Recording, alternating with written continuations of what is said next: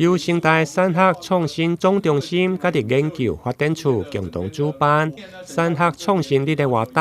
上午伫个万丰馆盛大来举行。活动吸引将近900位企业代表、产官学研的贵宾，甲伫校内师生来参与。包括嘉士达科技的董事长陈其宏、南科管理局副局长林秀珍等贵宾嘛拢到场。生态副校长李永春表示，今年生态产学创新日的活动，盛况会用讲比去年更盛大，唔定展现生态产学合作的重要成果。同时嘛，促成校内新创研发量能，甲伫产业界有更较侪合作。那 AI 当然是目前一个最重要的，全世界也是全台湾很重要的产业发展的，还有这个技术发展的方向。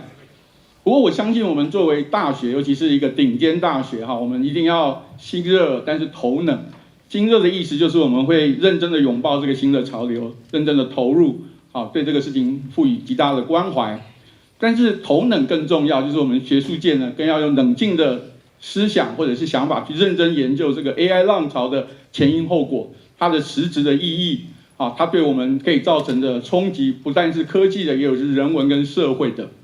同时，我们要非常认真的去评估我们成功大学在这方面的实力跟我们的一些缺陷，然后努力的制定一个很务实的方法，来够强化我们在 AI 方面的实力。所以这是我希望我们今天这个活动的另外一个方向跟目标，然后认真的检讨一下，好，怎么去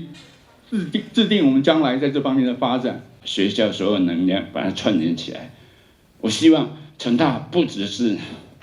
产业界最爱，学生是产业界最爱，已经连续多年蝉联第一名。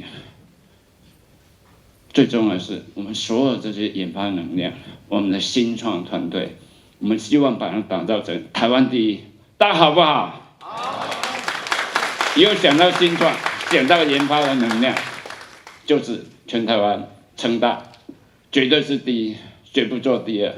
今年的论坛主题主要放伫 AI 的跨域应用，甲着带领智慧转型为趋势。结合校内外研究的团队，有大南方科研产业化的平台、生态新创生态系，甲着凤凰新创平台等单位，以超过上100项的技术研发，甲着创新的成果，全面展示生态伫咧推动 AI 的导入，甲着智慧转型的实践量能，甲着产业的连结成果。台南新闻李英根采访报道。